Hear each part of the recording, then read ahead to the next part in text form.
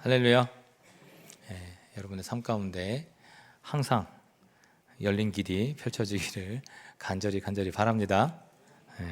인생 살아가면서 그런데 열린 길이 잘 안 열릴 때가 있어요. 다 열리고 활짝 열리고 형통해야 한다 그렇게 기도하고 그렇게 믿음 있게 살아가기를 원하는데 때때로는 길이 막히는 경험들을 우리는 너무나 종종 경험을 합니다. 예전 대학 때만 생각해봐도 실라버스 이렇게 쫙 보면서 야, 내가 요 과목은 꼭 들어야 되겠다, 참 재밌겠다, 유익하겠다. 근데 그건 모든 애들이 다 똑같이 느끼는 것 같더라고요. 이게 뭔가 수강 신청할 때면 이 클릭하려고 이게 몇 초만 지나면 이제 마감되는 경우가 생기거든요. 그래서 이 한 학기에 다 계획을 다 세워놓고 클릭 하다가 잠깐 딴짓하는 사이에 1, 2초가 지나버리면 그게 수강 신청이 안 되면 모든 걸 다 바꿔야 되는 그런 상황이 펼쳐지잖아요.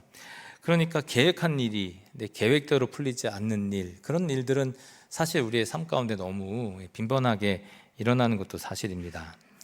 열심히 노력했는데 결과가 따라오지 않을 때도 있고요. 또 그와 같은 경험을 할 때는 마치 철문이 그냥 내 앞에 절대 움직이지 같지 않은 그런 철문이 내 앞에 딱 가로막혀 있는 것처럼, 눌러도 또 두들겨도 아무도 응답하지 않을 것처럼 그런 답답하고 갑갑한 현실을 마주할 때가 있죠.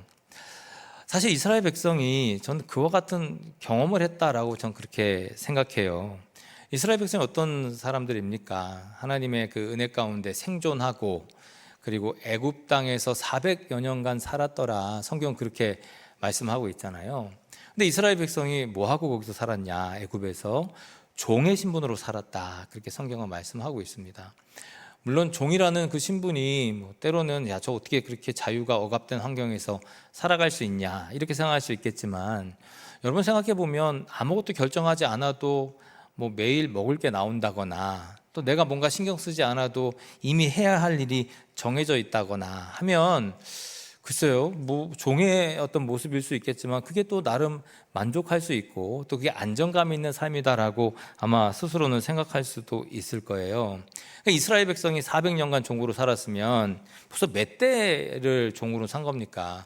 아버지, 할아버지, 증조 아버지 이렇게 쭉 올라가다 보면 한 6, 7대 정도는 종으로 쭉 산 거잖아요. 그러니까 종으로 안 사는 게 이상하죠. 종으로 사는 게 너무 정상적인 삶을 400여 년간 살았더라 하는 것이 이스라엘 백성의 모습인 거예요. 그런데 무슨 말입니까? 하나님께서 선지자를 보내셔서 출애굽을 시키시잖아요. 야, 그거 물론 우리에게 자유민을 허락해 주시고 자유를 주신다 그러면 너무나 감사한 일이지만, 내가 지금 누리던 모든 것들을 다 내려놓고 뭔가 새로운 세상으로 나아간다? 여러분, 그게 쉽지 않은 일일 거예요. 그들의 삶을 바라보면 그 이후에 이 광야에서 그들이 당했던 경험을 다 한번 생각해 보면, 야, 이스라엘 백성들 정말 힘들겠다, 어려웠겠다, 우리의 삶에서 빗대서만 바라봐도 충분히 이해가 되는 대목이죠.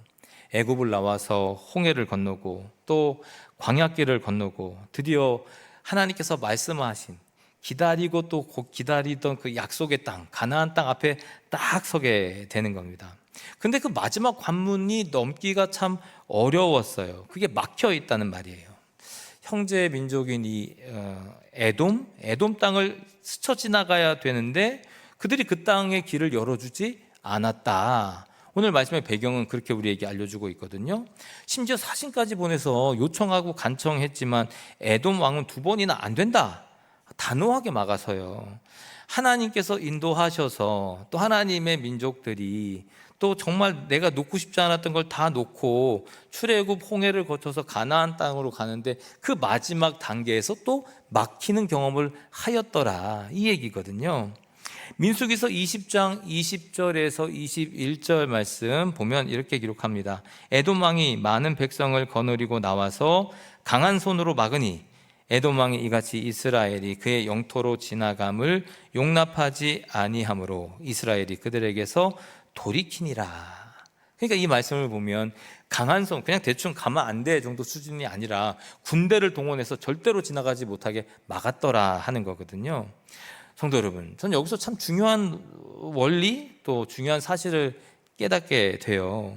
이게 과연 성경이 이 에돔 왕의 완고함, 그리고 고집 있음, 이것을 지금 이야기하는 걸까? 그게 아니잖아요. 성경이 그런 일을 말할 이유가 없잖아요. 그럼 성경이 이 얘기를 우리한테 전해주신 이유는 과연 무엇일까? 성경은요, 이 길이 하나님께서 막으셨더라, 그렇게 우리에게 말씀하고 있는 거예요. 이스라엘 백성이 가는 길, 하나님의 민족이 가는 길이라 할지라도 하나님께서는 때로는 그 길을 막으실 때가 있더라 하는 것이죠. 하나님은요, 환경을 통해서도 우리의 일을 막으시기도 하지만 때로는 사람들을 통해서도 그 일을 막으실 때가 있어요. 그 길을 닫으실 때가 있어요. 그럼 왜 하나님께서 길을 막으실까? 왜 그렇게 이스라엘 백성을 출애굽시키면서까지 지금껏 고생하고 나왔는데 왜 하나님은 문을 닫아버리셨을까? 그럼 고민되지 않겠습니까? 이스라엘 백성은요, 제가 보니까 이전에도 이런 일이 있었다고 성경은 고백해요. 38년 전 얘기예요. 그들에게 한 세대 그 전에 르비딤에서 물이 없다고 모세에게 원망했던 기사를 아마 우리는 좀 기억할 수 있을 거예요. 그게 출애굽기에 나온 말씀인데 17장 3절에 이런 말씀이 있습니다. 거기서 백성이 목이 말라 물을 찾음에 그들이 모세에게 대하여 원망하여 이르되 당신이 어찌하여 우리를 애굽에서 인도하여 내어서 우리와 우리 자녀와 우리 가축이 목말라 죽게 하느냐.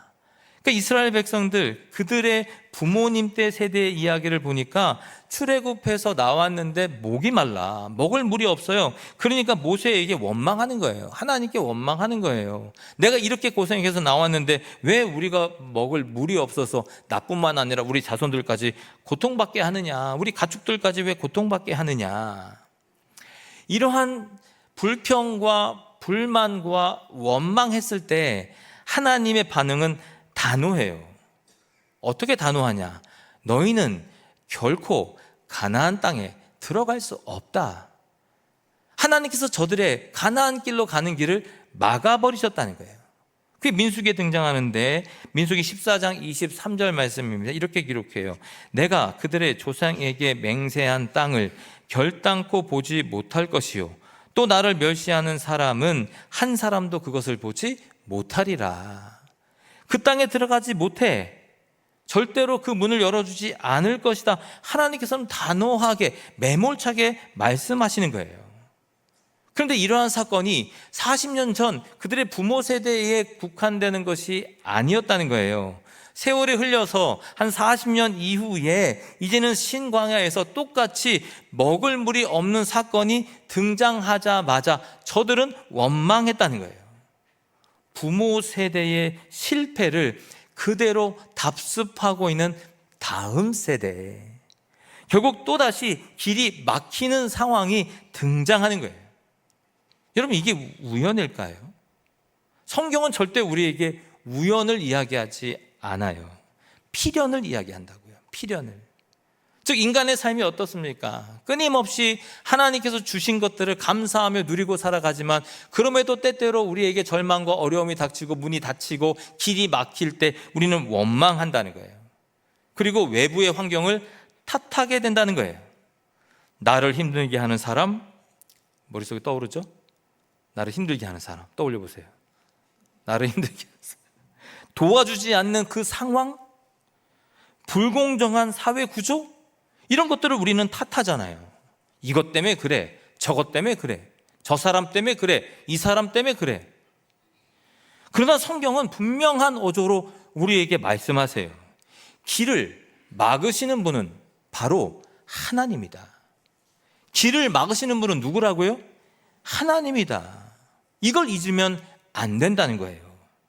심리학자 데니얼 카너먼이라는 분이 생각에 관한 생각이라는 책에서 이렇게 말해요. 사람들이 문제를 마주할 때 이성적으로 반응하기보다 불안과 두려움에 휩쓸려 잘못된 선택을 한다. 그 상황이 어떻게 되어 있는지 모른다는 거예요. 감정적으로 접근하기 때문에 올바른 선택을 할 수 없다는 거예요. 여러분, 신앙도 마찬가지 아닙니까? 원망과 불만에 휘둘리면 하나님이 여시는 길을 보지 못해요. 열려 있어도 열려 있는 것처럼 보지 않아요. 더 막힌 길로 돌아서게 되는 거예요. 이게 바로 우리의 현실인 거죠. 성도들 가운데에서도 왜 내 길이 이렇게 자꾸 막히는가, 그래 탄식하는 분들이 있을 거예요. 가정에서도 그렇고, 사업에서도 그렇고, 자녀의 문제에서도, 인간관계에서도 끊임없이 앞이 막히는 경험들을 하게 된다는 거예요. 야, 우리 아이 이렇게 키우려고 내가 이렇게도 공부시켰고 저렇게도 공부시켰는데 얘는 왜 이런 길로 가냐? 왜 막힌 길로만 가냐? 왜 길이 열리지 않느냐? 다 자기 닮아서 그렇지. 자기 닮아서 그런 거지. 그런데 그런 불만들이 있잖아요. 활짝 열렸으면 좋겠는데, 뭔가 행복하게 살았으면 좋겠는데 끊임없이 인생의 길이 막힌다는 거예요. 근데 여러분, 그 막히는 길 가운데 그 뒤안길을 바라보면, 그 이면을 바라보면 그 막는 하나님의 손길이 있음을 바라볼 수 있어야 한다, 이 말이에요. 하나님께서 막으시는 길이 있다는 것을 여러분 믿으시기를 바랍니다. 인생의 길은요, 결코 우연히 열리거나 닫히지 않아요. 하나님이 여셨으면 하나님이 닫으세요. 이것이 하나님을 믿는 우리의 고백이어야 한다는 거예요.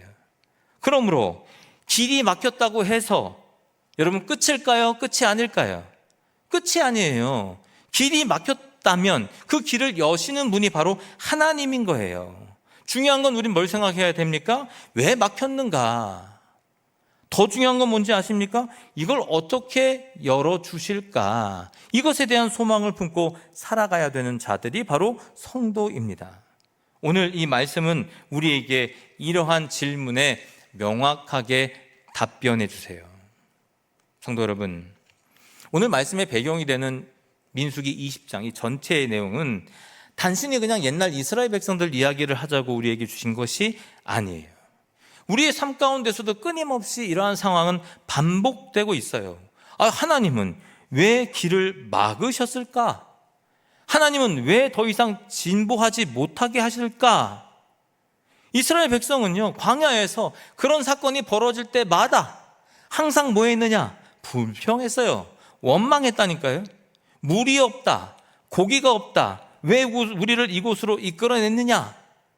앞에서도 언급했지만 모세에게 물이 없다 불평해요. 끊임없이 이스라엘 백성들은 고통과 어려움 가운데 원망하고 불평하고 남 탓하고 항상 그렇게 살았단 말이에요. 근데 이 사건들이 그냥 우연일까? 그렇지 않아요. 결국 이 사건을 통해서 길이 막혔다, 더 이상 나아가야 될 곳을 나아가지 못했다. 왜 그럴까? 원망 때문이에요. 원망 때문에 그래요.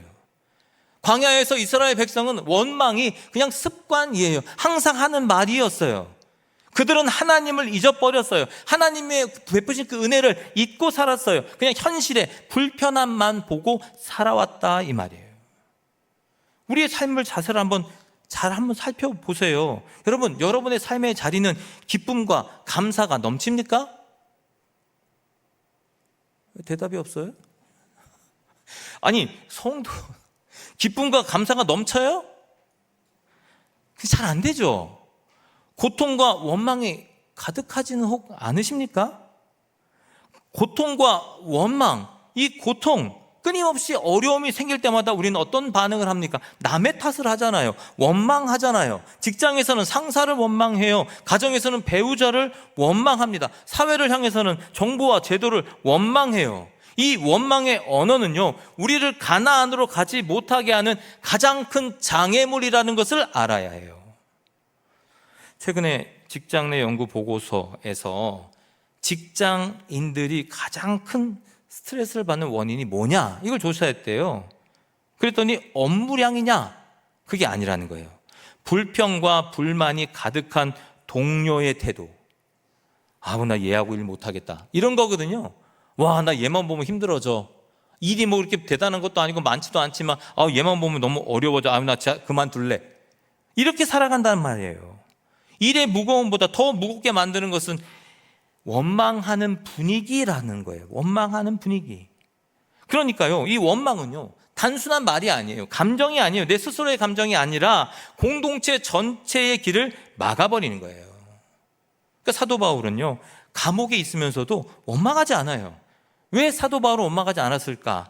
믿음이 출중하니까 그럴 수도 있겠죠. 그리고 사도 바울이니까, 그게 거의 고유명사잖아요. 사도 바울이니까 절대로 원망하지 않겠다 할 수도 있겠죠.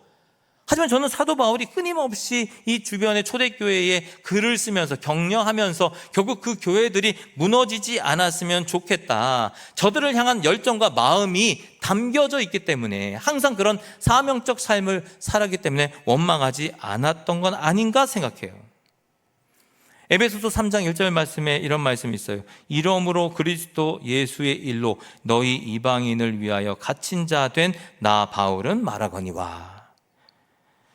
누구 때문에 감옥에 갇혔다, 누구를 원망하는 말이 아니에요. 오히려 너희를 위하여 내가 지금 이곳에 있노라. 환경을 바라보는 것이 아니라 무엇을 바라봐요? 사명을 바라본다 이 말이에요. 사명으로 나를 이끌어 가시는 주님을 바라보고 있다는 거예요. 그렇습니다, 여러분. 원망의 언어는 누구 때문에? 남 탓하는 거예요. 여기부터 시작이 돼요. 남편 때문에, 아내 때문에, 자식 때문에, 교회 때문에, 뭐 때문에. 그러나 사명의 언어는 이렇게 바뀌는 거예요. 덕분에로 바뀌어요. 그 일 덕분에 내가 기도하게 되었다. 그 사건 덕분에 내가 하나님을 다시 붙들게 되었다. 때문에를 덕분으로 한번 바꿔보세요. 원망이 감사로 바뀌고요, 절망이 사명으로 바뀌는 역사를 경험하게 될 줄을 믿습니다. 여러분, 그뿐만이 아니에요.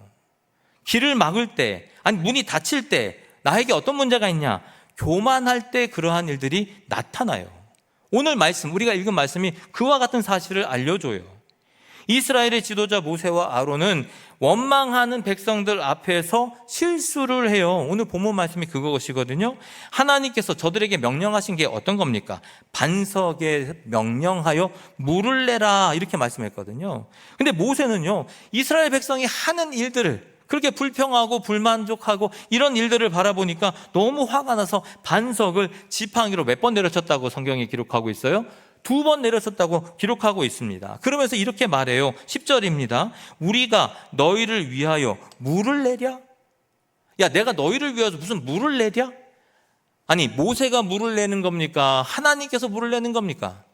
하나님께서 물을 내시는 거잖아요. 그런데 뭐라고 말합니까? 야, 내가 너희를 위해서 무슨 물을 내겠냐? 나는 그런 일을 하고 싶지 않다. 그 순간에 하나님을 드러내는 것이 아니라 누구를 드러내고 있어요? 자기 자신을 드러내고 있는 거죠. 결국 어떻게 됩니까? 11절에 물이 나와요. 아니, 보통 이 정도 화를 내고, 야, 내가 너희를 위해서 물을 내겠냐 하면 물이 안 나와주면 감사한데, 너 한번 고통받아봐라 하면 좋은데, 아니, 물이 나와요. 그뿐만이 아니에요. 12절을 보면 하나님의 심판의 말씀이 등장하고 있습니다. 이렇게 기록합니다. 여호와께서 모세와 아론에게 이르되 너희가 나를 믿지 아니하고 이스라엘 자손의 목전에서 내 거룩함을 나타내지 아니한 고로 너희는 이 회중을 내가 그들에게 준 땅으로 인도하여 드리지 못하리라 하시니라. 하나님께서 뭐라고 말씀하시는가? 모세와 아론에게 너희는 결단코 약속의 땅, 그 가나안 땅에 들어가지 못해. 왜? 내 거룩함을 가리웠기 때문에. 무엇으로? 너희의 교만함으로.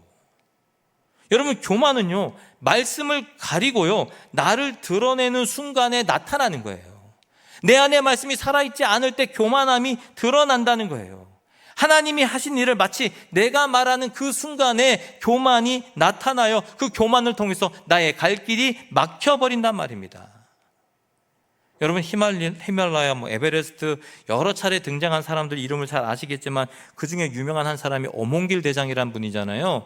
그분이 정말 산 타면서 죽을 고비를 참 많이 넘겼는데 그분이 하는 말은 이런 말이에요. 산은 정복의 대상이 아닙니다. 산은 그저 잠시 다녀오는 것입니다. 인간이 겸손하지 않으면 산은 절대로 길을 열어주지 않습니다. 아니, 세상의 사람도 이런 진리를 깨닫고 살아가요. 겸손하지 않으면 결국 죽임을 당할 수밖에 없다. 아니, 실제로 정말 많은 산악인들이 내가 정상을 정복하겠다 해서 산 올라갔다가 죽은 사람들이 너무 많다잖아요. 여러분, 교만은요, 죽음을 불러일으켜요. 멈출 때를 아는 것, 여러분, 그게 바로 겸손이라는 사실이에요. 시편의 138편 6절에 이런 말씀이 있습니다. 여호와께서는 높이 계셔도 낮은 자를 굽어 살피시며 멀리서도 교만한 자를 아심이니이다. 그냥 어디 계셔도 누구는 찾아. 교만한 사람은 찾아. 그래서 그의 길을 열어줘 막아요. 막아. 하나님 앞에서요, 가장 큰 위험은 실패가 아니에요. 교만이에요. 실패가 아니에요. 교만이에요. 실패는요, 다시 일어날 수 있어요. 교만은요, 하나님이 문을 닫아버려요. 다시는 들어갈 수 없어요. 아무리 외쳐도 안 돼요. 우리가 할 수 있다고 외치는 순간 교만에 빠지지만 그 순간에 돌이켜 하나님을 바라보는 그 순간 길이 열린다는 사실을 기억하시기 바랍니다.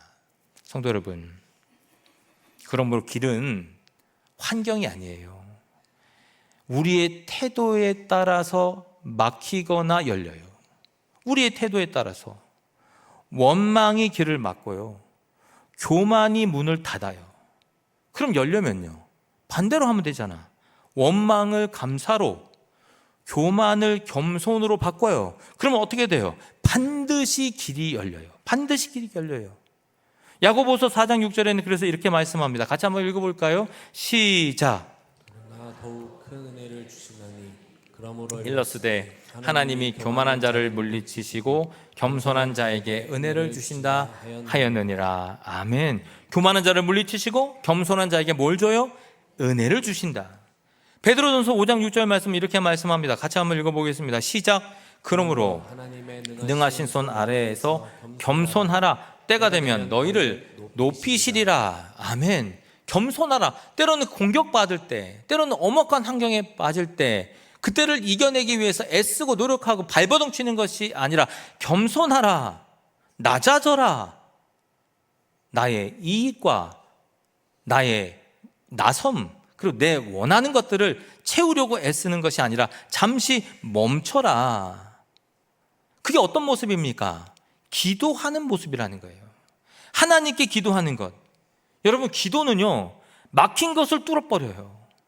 기도는요, 바다가 갈라지고 광야의 길이 생겨요. 사막의 강이 흐른다는 거예요. 기도할 때 하나님이 일하신다는 거예요. 어렵고 곤란한 지경에 빠져 있을 때 우리는 납작 엎드려 겸손한 모습으로 살아가야 하는데, 그 겸손이 무엇입니까? 기도라는 거예요. 겸손이 감사로 나타나고, 감사가 겸손으로 바뀌고, 겸손이 결국 하나님 앞에 기도하는 모습으로 살게 만들어 준다는 말이죠. 예수님께서 말씀하셨습니다. 두 사람이 기도했대요. 바리새인은 자기의 자랑을 하며 원망을 쏟아내며 기도합니다. 그러나 세리는 고개도 들지 못하고 가슴을 치며 기도했습니다. 누가복음 18장 13절 말씀이에요. 하나님이여 불쌍히 여기소서, 나는 죄인이로소이다. 그때 예수님께서 뭐라고 말씀하십니까? 누가복음 18장 16절 말씀입니다. 하나님의 나라가 이런 자의 것이니라. 하나님의 나라가 이런 자의 것이니라. 기도하는 자, 겸손히 하나님 앞에 무릎 꿇는 자의 것이다. 왜 그렇습니까? 이것이 겸손의 기도였기 때문이에요. 나의 이익과 나의 유익을 추구하는 것이 아니라 오직 하나님의 영광을 위해 기도했기 때문에 그 기도가 진정한 기도다. 이러한 기도는 언제나 막힌 길을 여는 힘이 있다는 사실을 기억하셔야 돼요. 그럼 예수님은 어떻게 기도하셨나? 예수님은요, 원망하지 않으셨어요. 주님의 뜻을 붙드셨어요. 광야의 시험, 거기서 뭐라고 기도하십니까? 사람이 떡으로만 살 것이 아니요 하나님의 입으로 나오는 모든 말씀으로 살 것이니라. 주님의 말씀을 붙잡았어요. 그 말씀이 나를 어디로 향하게 하시려는지, 그 말씀이 결국 나에게 무엇을 허락해 주시려는지 주님을 의지하며 기도했다는 말이에요. 교만 대신에 내가 스스로 풀어가려는 그러한 마음 내려놓고 오직 겸손하게 하나님 앞에 고하셨다는 말입니다. 당신도 잘 알죠? 세상에 살 때 뭐가 유익한지, 사람들한테 어떻게 해야 사랑받을 수 있는지, 칭찬받을 수 있는지, 예수님이 왜 모르시겠어요? 그러나 예수님은 기도로 그 길을 열어나가셨어요. 밤새 기도하셨어요. 십자가 앞에 무릎 꿇고 기도하셨어요. 아버지, 내 뜻대로 마시옵고 아버지의 뜻대로 하옵소서. 내가 원하는 길, 내가 유익한 길, 그 길로 나아가지 않겠습니다. 하나님께서 나를 인도하시는 대로 내가 나아갑니다. 하나님께서 정하신 그 길을 내가 부정하지 않고 따라가겠습니다. 여러분, 많은 사람들이 결과만을 중요시 여겨요. 이렇게 했더니 일이 풀려더라, 뭐 했더니 복을 받았더라, 신앙생활 기도했더니 이런 느낌이 있더라, 이렇게 적용되는 경우가 많아요. 하지만 신앙은 그런 계산이 아니라니까요. 기도는요, 결과를 도출하는 도구가 아니에요. 기도는 뭐냐? 예수님이라면 어떻게 하셨을까 묻는 거예요. 그게 바로 기도예요. 예수께서 하나님의 뜻을 그렇게 물으셨듯 우리도 예수님의 뜻을 물어야 한다는 거예요. 그게 바로 기도인 거예요. 그러므로 우리의 질문은 단순해져야 돼요. 가정에서 갈등이 있을 때 예수님이라면 어떻게 하실까 기도하는 거예요. 직장에서 길이 막힐 때 예수님이라면 어떻게 하실까 기도하는 거예요. 건강과 인생의 문제가 나를 짓누를 때 예수님이라면 어떻게 하셨을까 기도하는 거예요. 예수님은 언제나 하나님을 의지하셨어요. 겸손히 순종하셨어요. 끝까지 기도하셨단 말입니다. 성도 여러분, 원망은 길을 막아요. 교만은 문을 닫아요. 그러나 예수님이 걸으신 길, 겸손과 기도의 길은 언제나 열려 있다는 사실을 믿음으로 고백하시기를 바랍니다. 우리의 삶에서 예수님처럼 선택하고 예수님처럼 기도한다면 하나님은 반드시 새로운 길을 열어주실 것입니다. 물론 여기 함정이 있어요. 길은 열어주세요. 활짝. 근데 그 길은 무슨 길이에요? 십자가의 길이에요. 좁은 문으로 가는 거예요. 하지만 여러분, 그 길에 하나님께서 우리와 동행하신다 약속하셨어요. 세상에서는 비록 손가락질 받는 길일 수도 있겠지만, 세상에서는 도대체 저 길로 왜 가냐? 자기한테 무슨 유익이 있냐? 라고 사람들은 질타할 수 있겠지만, 그 길로 나아갈 때 하나님께서는 은혜를 부어주신다. 주님께서는 우리에게 이렇게 말씀하시잖아요. 너희가 이 잔을 마시겠느냐? 그러고 나서 이렇게 말씀하세요. 마시려니와 그런다고요. 내가 능력이 있어서 마시는 게 아니에요. 나의 기호에 따라서 먹고 마시는 게 아니에요. 주님께서 그렇게 해 나가신다. 주님께서 우리를 하나님의 일로 사용하시기 위해서 빚어 가신다. 주님께서 이 땅에 이 교회를 세우고 우리를 불러 모아 주셔서 이렇게 예배하신 그 목적을 알게 하시고 끌어가시겠다. 너희가 이 잔을 마시겠느냐? 아무리 우리의 삶에 공고가 있고 어려움이 있고 공동체에 어려움이 닥쳐도 그럼에도 불구하고 겸손히 하나님께 기도하면 주님께서 길을 열어주실 줄을 믿습니다. 여러분의 삶의 어려움 가운데 닥쳐 있을 때 기도하고 하나님께 겸손하고 나아가면 주님께서 여러분의 길을 열어주실 줄을 믿습니다. 비록 그 길이 십자가의 길이라 할지라도 좁은 길이라 할지라도 주님께서 우리와 동행하시면 그 길은 참된 길이고 기쁜 길이고 진리를 향하는 길이고 생명의 길이 될 줄을 믿습니다. 오늘 우리가 하나님 앞에 기도해야 되는 것은 바로 이것입니다. 예수님이라면 어떻게 하실까? 더욱더 주님 앞에 무릎 꿇고 주님의 뜻이 무엇인지를 묻는 기도가 우리의 마음 가운데 넘칠 때 하나님께서는 더 큰 은혜와 생명으로 우리를 채워주실 것입니다. 그 은혜가 저와 여러분의 삶 가운데 풍성하시기를 간절히 바랍니다. 기도하겠습니다.